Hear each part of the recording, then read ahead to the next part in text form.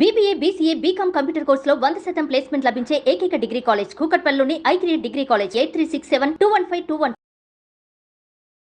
రమగారు, మనం last time కూర్చున్నప్పుడు ఒక వీడియో చేశామండి అత్తగారుల గురించి.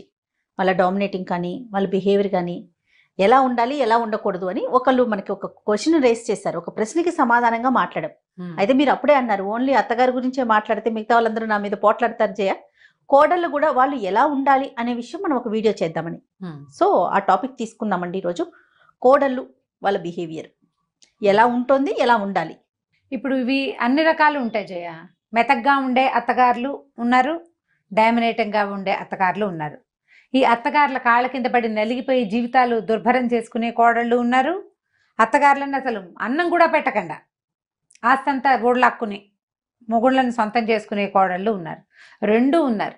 కాకపోతే మనకు సాధారణంగా కోడంటికం అన్న మాట మాత్రం మనం ఎక్కువగా వింటాం. అత్తగారులు కోడళ్ళని ఇబ్బంది పెడతారు అనేది మనం ఎక్కువగా వింటుంటాం, అదే వింటాం. అవును. ఇప్పుడు కోడళ్ళ బిహేవియర్ వల్ల చాలా బాధపడే అత్తగారులు కూడా ఉన్నారు. హింసని అనుభవించే వాళ్ళు, పారిపోయేందుకు వెళ్ళిపోయేందుకు ఇంకొక దారి లేక, వృద్ధాప్యం వచ్చేసి అనారోగ్యాలు వచ్చేసి ఎక్కడికి వెళ్లేందుకు వేరే దారి లేక, ఉన్న ఒక్క కొడుకుని వదిలిపెట్టలేక, ఒకళ్ళు లేదా ఇద్దరే కదా ఈరోజు సంతానం. అవునండి. ఆర్థికపరమైన ఇబ్బందులతోటి లేదా అనారోగ్యాలతోటి లేదా ఏమిటంటే డిపెండెన్సీ, ఎవరి మీదైనా ఇండిపెండెంట్గా ఉండలేక చాలా క్లిష్టమైన పరిస్థితిని అనుభవిస్తూ కోడళ్లతో పాటే చచ్చినట్టు ఉండవలసిన పరిస్థితి ఉన్న అత్తగారులు కూడా కోకొల్లలుగా ఉన్నారు ఇవాళ రేపు. ఇవాళ రేపు ఆడపిల్లలందరూ ఇంచుమించుగా చదువుకుంటున్నారు, ఉద్యోగాలు చేస్తున్నారు. ఎంతో కొంత, చిన్నదో పొన్నదో ఏదో ఒకటి. ఈ ఉద్యోగాలు చేసే కోడళ్ళకి ఇంట్లో అత్తగారు ఉన్నారనుకో, తాము బయటికి వెళ్తారు, ఇల్లు అత్తగారు నడపాలి, మంచి చెడు మొత్తం ఆవిడే చూడాలి, వాళ్ళే చూసుకోవాలి. ఆ అమ్మాయి కొంచెం కొన్ని పనులు చేస్తుంది, ఏదో కొంత చేస్తుంది. కాకపోతే ఎట్లా చేస్తారంటే వీళ్ళు చేకేం చేస్తారు అనే ధోరణిలో బిహేవ్ చేస్తారు. చాలామంది ఆడపిల్లలకి తమ అమ్మ కరెక్టు, తమ అత్తగారు తప్పు. వాళ్ళ అమ్మ ఎన్ని తిట్టిపోసినా, ఎంత పెట్టకుండా చేసినా, తనని సరిగ్గా చూసినా చూడకపోయినా కూడా, అంటే ఆ తల్లికి ఆవిడ పరిస్థితి ఏదో ఉంటుంది, తల్లి ఇంపార్టెంట్. ఎన్ని రకాలు చేసినా ఏదో విసుకుందో, కసుకుందో, కేకలేసిందో, చిరాకు పడిందో అత్తగారు నచ్చదు. ఈవిడ మనిషే, ఈవిడికి ఇలాంటివి ఉంటాయి అని అనిపించదు. మన అమ్మ విసుకుంటే మనకు అలవాటుగా ఉంటుంది, అత్తగారు విసుకుంటే తప్పుగా ఉంటుంది. ఇవి ఏమంటారు, ఈ ఊరికి ఆ ఊరు ఎంత దూరం, ఆ ఊరికి ఈ ఊరు కూడా అంతే దూరం. అవును. ఆ ఇంగితం లేకుండా పోతుంది చాలా మందికి. ఇవాళ రేపు అని అందరికీ ఉంటారు కదా. అంటే ఈ రోజుల్లో కోడళ్ళు ఇలా ఉన్నారు అని నేను అన్న చేయ, అది చాలా తప్పు. ఈ రోజుల్లో కోడళ్ళు కాదు, కోడళ్ళు ఏ రోజుల్లో అయినా ఉన్నారు ఇలాంటి వాళ్ళు. దాష్టికం చేసే అత్తగారులు అన్ని కాలాల్లో ఉన్నట్టే ఇట్లా పొగరుబోత్తనంగా ప్రవర్తించే కోడళ్ళు ఎంతమందో అప్పుడు ఉన్నారు, పాత రోజుల్లోనూ ఉన్నారు, ఇప్పుడు ఉన్నారు. అత్తగారులకి అన్నం పెట్టకుండా అరుగుల మీదకి తోసేసిన కాలం చూసాం మేము, మాకు తెలుసు అలాంటివి జరిగేవి ఇది వరకు. ఇప్పుడు కూడా అలాంటి పరిస్థితి ఉంది. ఇప్పుడు ఇంకా తెలివిగా చేస్తున్నారు, తెలివిగా చేస్తారు. తెలివిగా చేయటమే కాకుండా అత్తగారి బంగారం కావాలి, అత్తమామ సంపాదించిన ఆస్తులు కావాలి, అత్తగారు సపోర్ట్ చేయాలి తన్ని, కానీ తన రూపే నడవాలి. ఒక్క అక్షరం తేడా వచ్చినా సహించదు. ఆ రోజున మీరు ఇలా అన్నారు దగ్గర నుంచి మొదలు పెడతారు. మనం మనుషులం, ఇవి మనుషులకు అత్యంత సహజమైనది. మనకి మనిషి అవసరం ఉంది, మన పిల్లలకి పెద్దవాళ్ల తోడు కావాలి, మనకి ఇంట్లో ఒక మనిషి ఉండాలి, వీళ్లతో నేను కొంత సర్దుకోవాలి. పైగా నేను సంపాదించని, నేను ఏ రకంగానూ ప్రయత్నం చేయకుండా వచ్చిన ఆస్తి మీద నాకేం అధికారం ఉంది అనే ఆలోచనే ఉండట్లే. ఆత్మాభిమానం లేదు ఆడవాళ్ళకి. అంటే ఎలా ఆలోచిస్తారంటే నా భర్త, వాళ్ళ బిడ్డ, సో అది నాదే కదా అన్న ఆలోచన వస్తుంది తప్ప నాది కాదు అన్న ఆలోచన రాదు. నా భర్త, వాళ్ళ బిడ్డ, నా భర్తకి బాధ్యత లేదా? అది నా భర్త వాళ్ళ అమ్మా నాన్న చూడాలంటే నేను కూడా చూడాలి. అలా కాకుండా ఆస్తుల వైపు మాత్రమే ఆలోచన వచ్చేది నాది అని, కానీ బాధ్యత వైపు ఆలోచించలేకపోతుంటారు. ప్రధానంగా ఆడవాళ్ళకి ఏంటంటే వీళ్ళకి వెన్నెముక లేదు, ఆత్మాభిమానం లేదు, సిగ్గు శరం లేవు. సంపాదించని ఆస్తి మీద నీకు ఎట్లా హక్కు ఉంటుంది?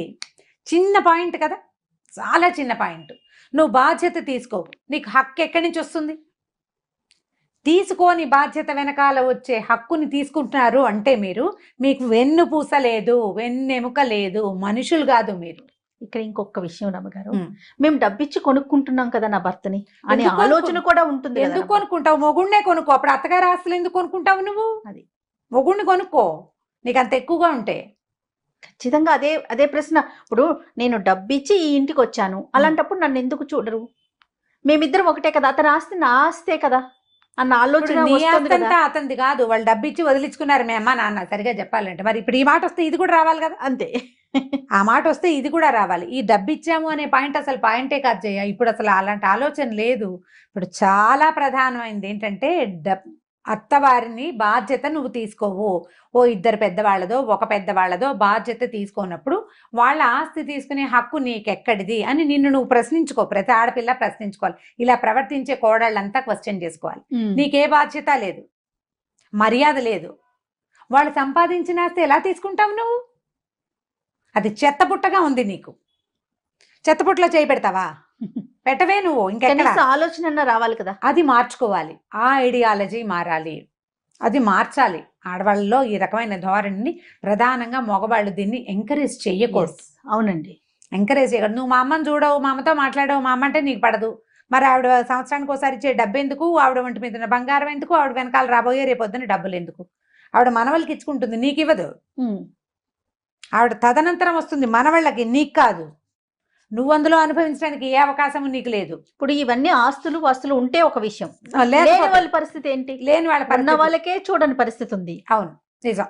ఇప్పుడు లేకపోయినా కనీసం కొంత వయసు వచ్చే వరకు ఇంట్లో ఉన్న పెద్దవాళ్ళు ఆడో మగో పని చేస్తారు. అవును, పని చేసిన మనుషులకి కనీసమైన మర్యాద ఇవ్వవా నువ్వు? ఆ రకంగా చూసిన కనీసమైన మర్యాద ఇవ్వాలి కదా. కనీసంగా వేళకి భోజనము, పడుకునేందుకు ఎంతో కొంత వసతి, ఇబ్బంది పెట్టకుండా ఉండటం. నీకు డిజేబుల్డ్గా అయిపోతారు ఒక కొంతమంది పరిస్థితులు, కరెక్టు. అప్పుడు నువ్వు భరించలేవు. నీకు రాదా రేపొద్దు నీ స్థితి? అది నువ్వేం అమృతం తాగి పుట్టావు కాదుగా. నీకు కూడా వృద్ధాప్యం వస్తుంది, నీకు కూడా ముసల్తనం వస్తుంది, నీకు కొడుకులు ఉన్నారు. రేపొద్దున ఈ అరుగు రేపొద్దున నీకు కూడా సంప్రాప్తిస్తుంది. అంతే. ఈ ఓల్డ్ ఏజ్ హోమ్ నీకు కూడా వస్తుంది. ఓల్డ్ ఏజ్ హోమ్ రాదా నీకు? అప్పుడు ఇంకా సొఫిస్టికేటెడ్ హోమ్స్ ఉండవు, ఉంటాయి కదా. మనం ఒక వీడియో చేశాను అమ్మగారు, మీకు గుర్తుందో లేదో.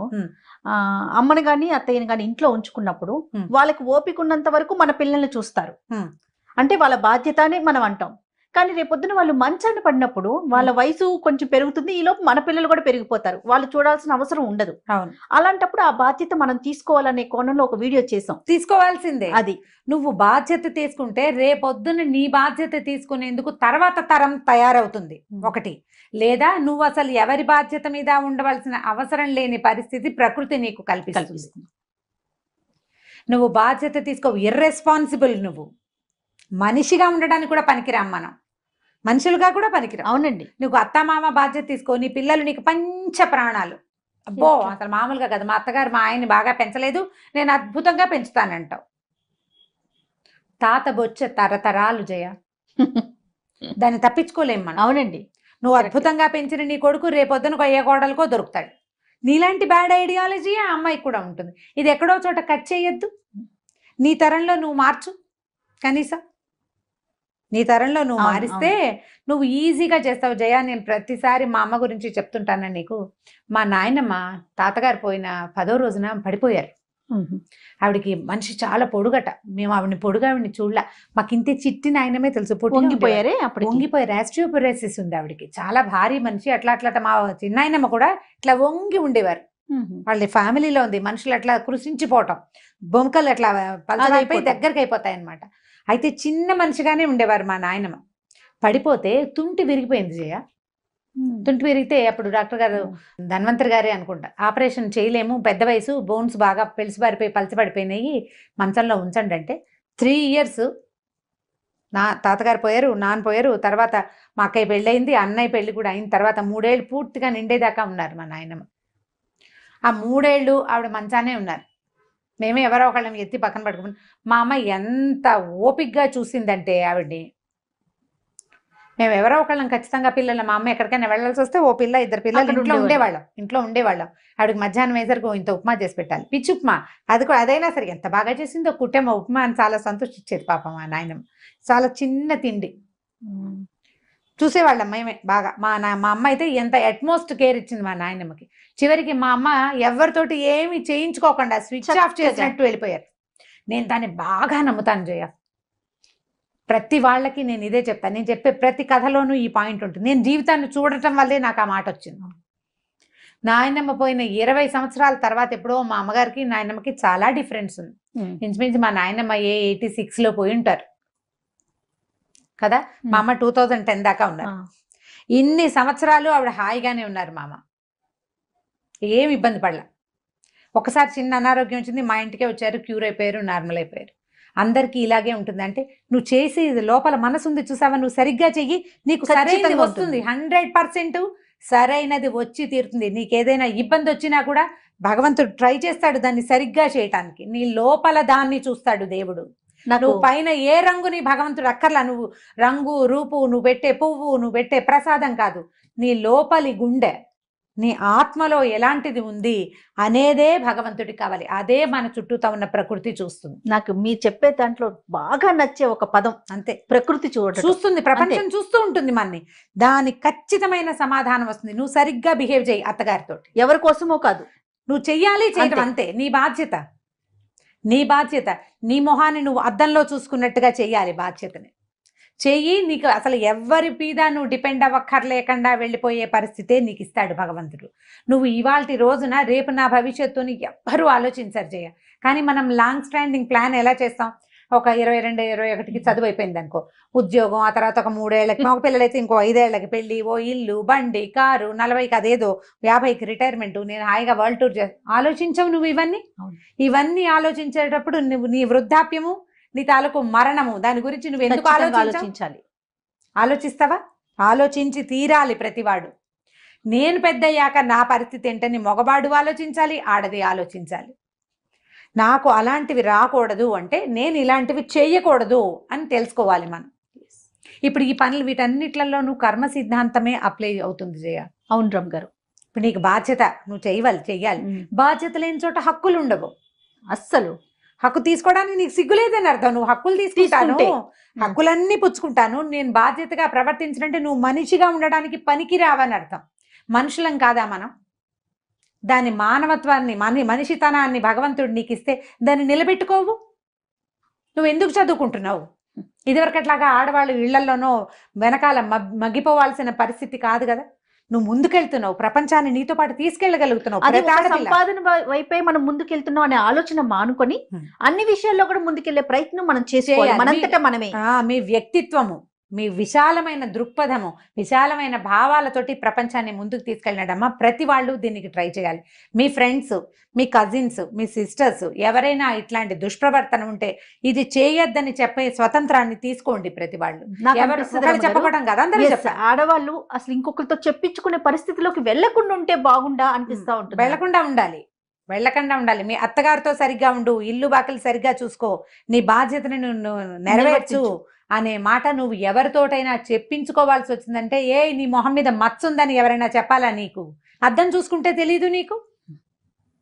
జీవితాన్ని అద్దంగా చేసుకోండి అమ్మా. ప్రతి వాళ్ళు కూడా మన జీవితం మనకి అద్దంగా ఉండాలి. మనని మనం హాయిగా చూసుకోగలగాలి.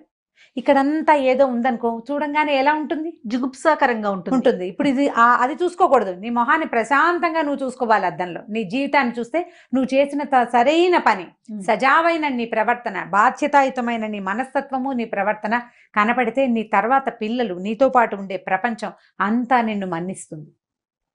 ఇవాళ అత్తగారికి వచ్చిన స్థితి నాకు రాదని అనుకోవద్దు. డెఫినెట్గా వస్తుంది. మీకు పెళ్లి కాకముందు మీరు చిన్నపిల్లలు, పెళ్ళయింది, తల్లి అయ్యారు, పిల్లలు పెద్దగా అవుతారు. ఏడాదికి పిల్లలు పెరగరు. వాళ్ళతో పాటు నువ్వు పెరగవు. ఎన్నాళ్ళు ఉంటావు? మనం ఏమైనా అతిలోక సుందరులమా ఎల్లకాలం యంగ్గా ఉండడానికి? ఏం కాదు. మనమేమో అమృతం తాగలేదు. ఎవ్వరికీ తప్పదు అది. ఇది ఆలోచించుకుని ప్రవర్తించాలి ప్రతి కోడలు కూడా. మనం అత్తగారులకి చాలా చెప్పాం జయ. కోడళ్ళ అవ్వాల్సిన పిల్లలు, ఇప్పుడు ఇంకా రేపొద్దున పెళ్లిళ్ళు చేసుకోబోయే వాళ్ళు, ఆల్రెడీ పెళ్లిళ్ళు అయిపోయి ఉన్నవాళ్ళు, ఆల్రెడీ ఇలాంటి ప్రవర్తనా లోపాలు కలిగి ఉన్న వాళ్ళు ఇప్పటికైనా తప్పేదేలేదు, మార్చుకోండి. ఎందుకంటే మిమ్మల్ని ప్రకృతి గమనిస్తూ ఉంటుంది. అది స్పేర్ చేయదు మిమ్మల్ని. మీ భర్త, పిల్లలు మిమ్మల్ని క్షమించేస్తారు మీ ప్రవర్తన ఎలా ఉన్నా, కానీ ప్రకృతి మాత్రం క్షమించదు. ఎప్పుడూ మీకు ఇతరుల సహాయం అవసరమయ్యే పరిస్థితికే మిమ్మల్ని తీసుకొస్తుంది. ఆ పరిస్థితి తెచ్చుకోకూడదంటే ప్రవర్తనా లోపాలు సరి చేసుకోండి. అత్తగారు మన భర్తకి తల్లి, మామగారు మన భర్తకి తండ్రి, అతని తోబుట్టువులు. ఇప్పుడు అతను వాళ్ళకే ఇంపార్టెన్స్ ఇస్తున్నాడు అంటే మీరు కొంత బాధపడచ్చు. కానీ మీరు అసలు అతన్ని వాళ్ళ వైపు కూడా చూడనివ్వకుండా చేయటం తప్పు కదా. అది అది చేయకూడదు. అది జాగ్రత్త పడితే బాగుంటుంది.